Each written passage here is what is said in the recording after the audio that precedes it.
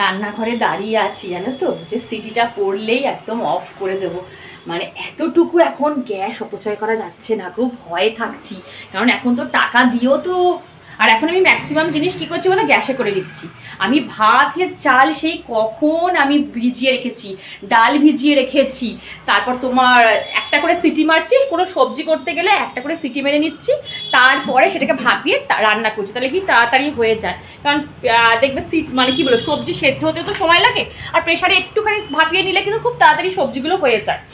তো কি জানো তো, এখন বুঝতে পারলাম, রিয়েলাইজ করতে পারলাম, সত্যি কথা এরকম কিন্তু হয়। দেখবে আমি আমার কথাও বলছি, একটা সময় হয় যে গ্যাসটা তো অ্যাভেলেবেল, ঠিক আছে, মাছের ঝোল ফুটছে ফুটছে, ভাত ফুটছে ফুটছে, চায়ের জল ফুটছে ফুটছে, মানে করেই যাচ্ছি, রান্না করেই যাচ্ছি, পাক দিয়েই যাচ্ছি, পাক দিয়ে যাচ্ছি, যত কষাবো তত রান্নার টেস্ট হবে।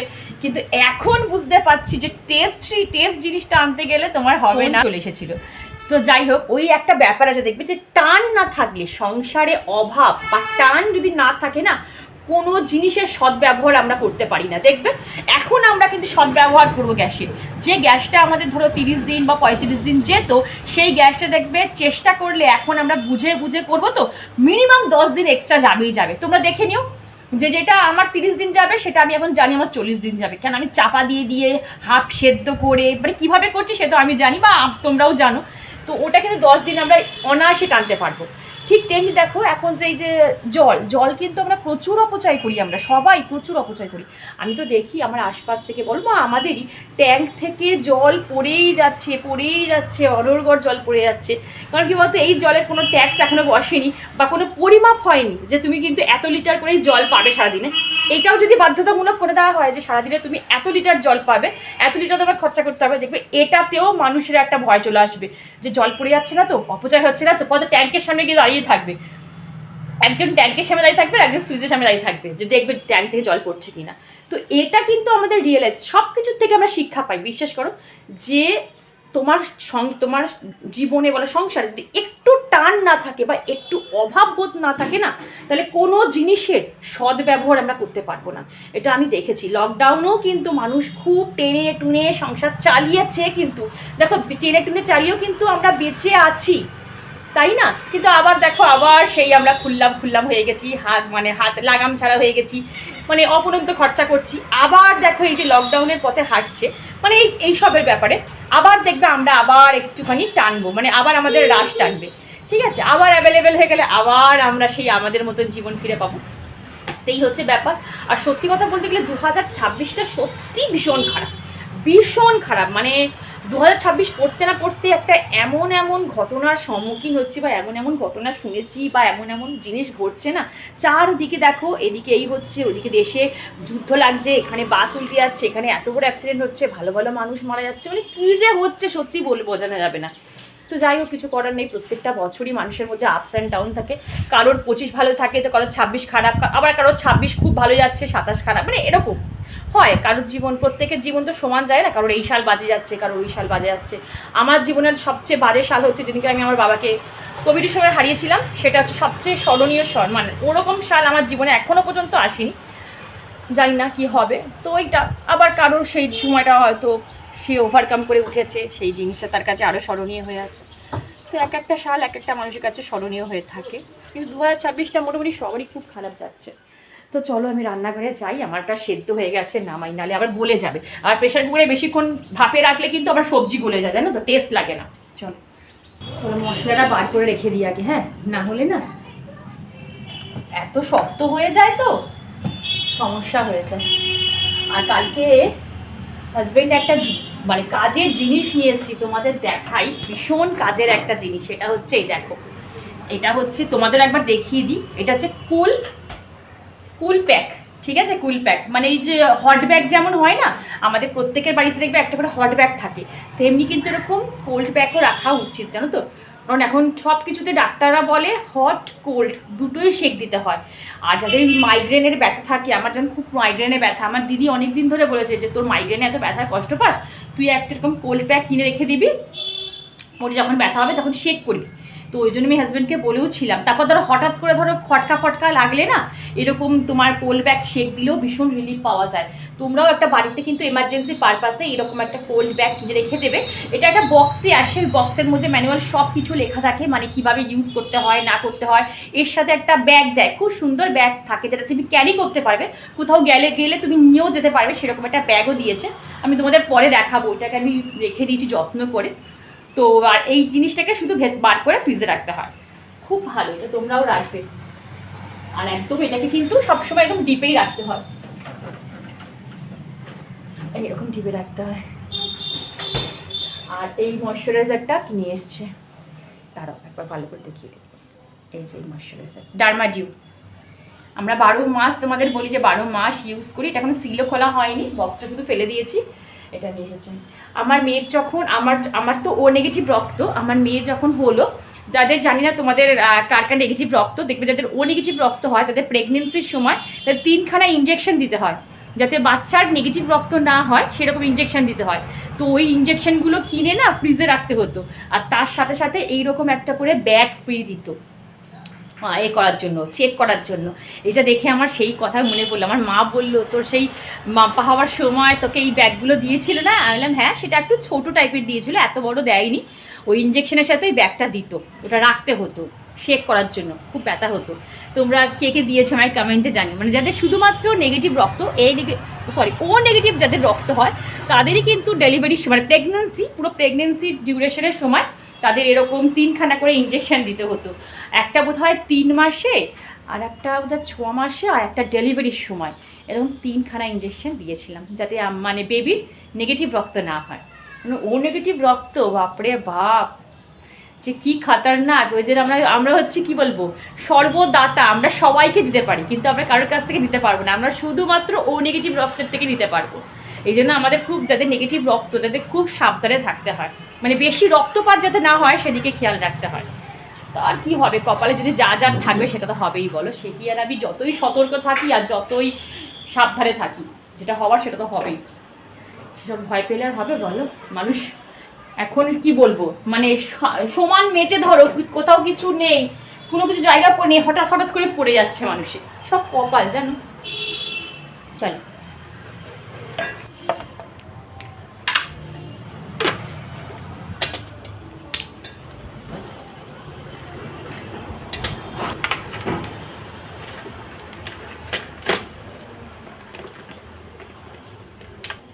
এই দেখো তোমাদের দেখিয়ে দিই, আমার হাতের সামনে যেটাই থাকে ভালো ভালো জিনিস তোমাদের দেখানোর চেষ্টা করি। দাঁড়াও তোমরা দেখতে পাচ্ছ কি না দেখিয়ে দিই, দাঁড়াও। এটা হচ্ছে Dot and Key Cica calamine, দাঁড়া একটা মিনিট, এইটা হচ্ছে Dot and Key Cica night gel, ঠিক আছে? এই তোমরা অনেক, এখন গরম পড়ে গেছে, তোমরা আমাকে অনেকে জিজ্ঞেস করবে দিদি ভালো একটা নাইট ক্রিম সাজেস্ট করো। আমি চোখ বন্ধ করে তোমাদের বলবো এই নাইট ক্রিমটা তোমরা ইউজ করো। আমার প্রায় শেষ হয়ে গেছে, দেখো তোমাদের দেখাই, দাঁড়াও তা তোমরা বুঝতে পারবে। দেখো একদম লিটিল বিট পড়ে আছে ভেতরে, দেখো, আর একদম জেল ফর্মে, ঠিক আছে? যাদের প্রচণ্ড অতিরিক্ত সোয়েট হয়, যে কোনো ক্রিম ইউজ করতে পারো না, তারা চোখ বন্ধ করে কিন্তু ইউজ করতে পারো। তোমাদের একবার দেখিয়ে দিই, দাঁড়াও একটুখানি নিয়ে জাস্ট দেখিয়ে দিই, কারণ এখন অপচয় করতে, এটা নাইট ক্রিম তো, দেখেছো? এই দেখো পুরো জেল, এই দেখো,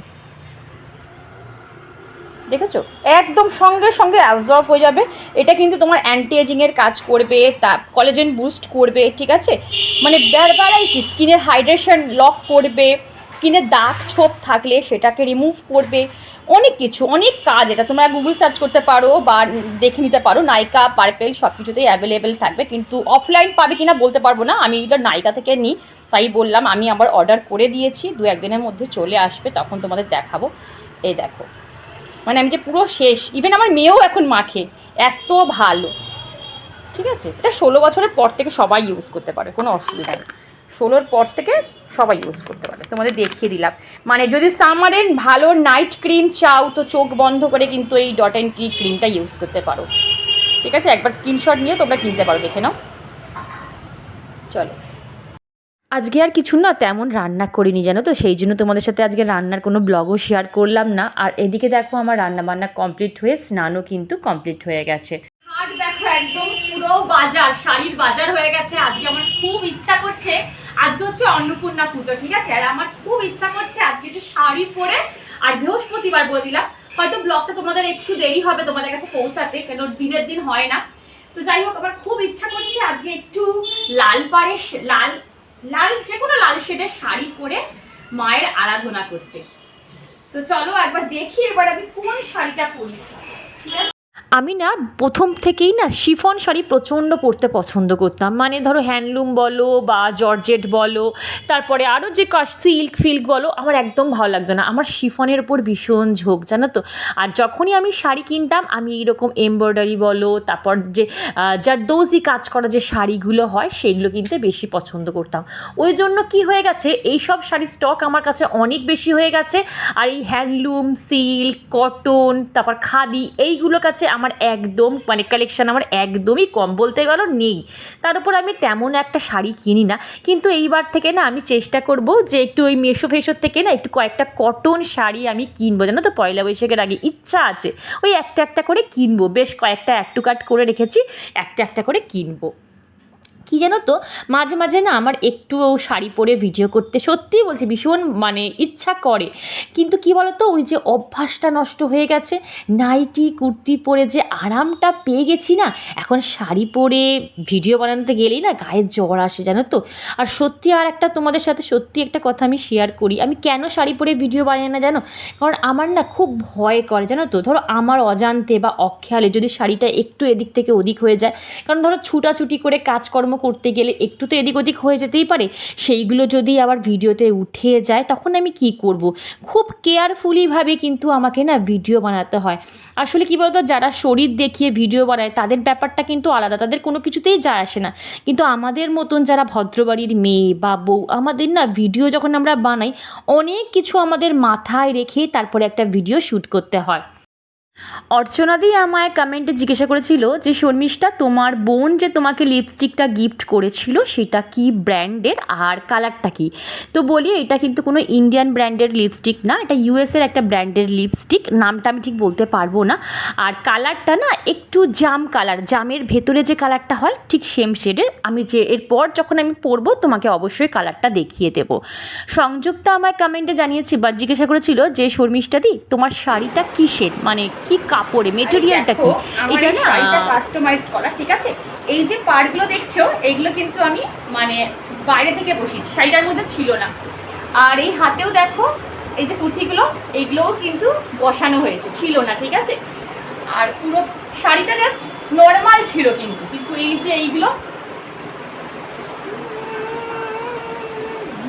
পুরো দেখেছো, পুরো পিঠেও সেম। তার মধ্যে একটু কুর্তি থেকে দেখা, এই দেখো এই পাড়গুলো দেখেছো, এই পুঁথিগুলো, এগুলো পুরো কাস্টমাইজ করা, এগুলো কিন্তু ছিল না, ঠিক আছে। এই দেখো এই যে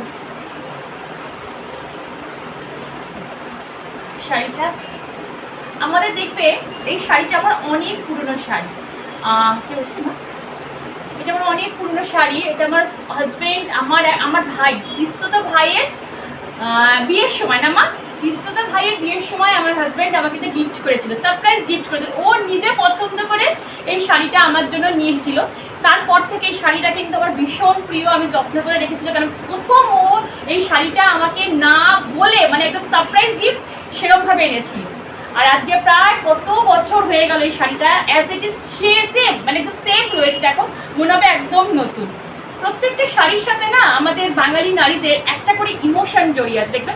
এই শাড়িটা এই পারপাসে কেনা, এই শাড়িটা আমার খুব প্রিয়, এক প্রিয় মানুষ গিফট করা, তো সেম এটাও আমার তার মধ্যে একটা খুব প্রিয় একটা শাড়ি।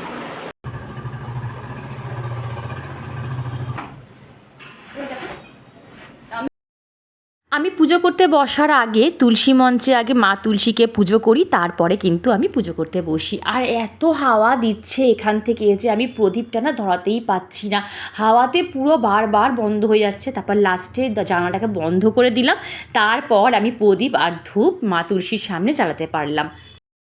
আজকে পুজো করতে বসার আগেই দেখো একটা মালা আমি আমার মাথায় পরে নিলাম, মানে খোপাতে পরে নিলাম। আর আমার না খোপাতে মালা পরতে ভীষণ ভালো লাগে, জানো তো। তোমরা মাঝে মাঝে দেখবে যে আমি আমার গাছ থেকেও ফুল তুলে কিন্তু আমি আমার চুলে গুজে রাখি। আমার কাছে তো মা অন্নপূর্ণা নেই, নেই বলতে নেই, সব সংসারেই মা অন্নপূর্ণা বিরাজমান, কিন্তু আমি মা লক্ষ্মীকেই অন্নপূর্ণা হিসাবে পুজো করি।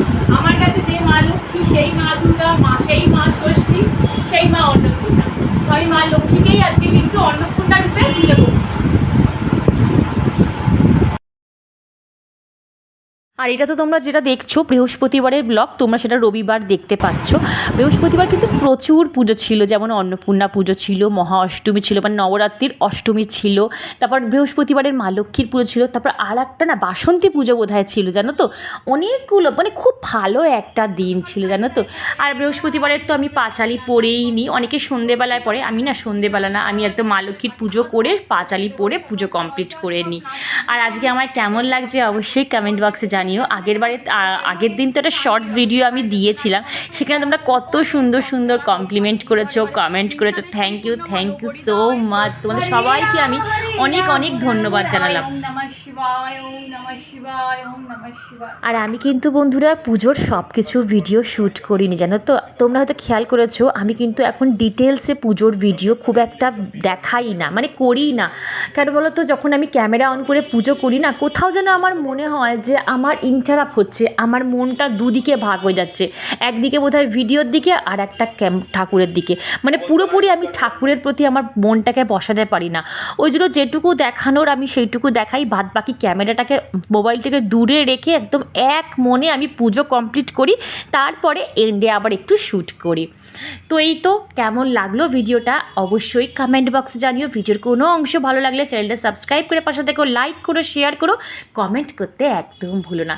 আর মাথাতে যে ফুলটা দিয়েছিলাম, মালাটা, সেটা দেখো একটু জলের মধ্যে ভিজিয়ে ডাইনিং টেবিলের উপর রেখে দিলাম। খুব সুন্দর না, সারাদিন এইখান থেকে গন্ধটা মানে ছড়াচ্ছিল। তো চলো, দেখা হচ্ছে নেক্সট ব্লগে। Tata, love you all.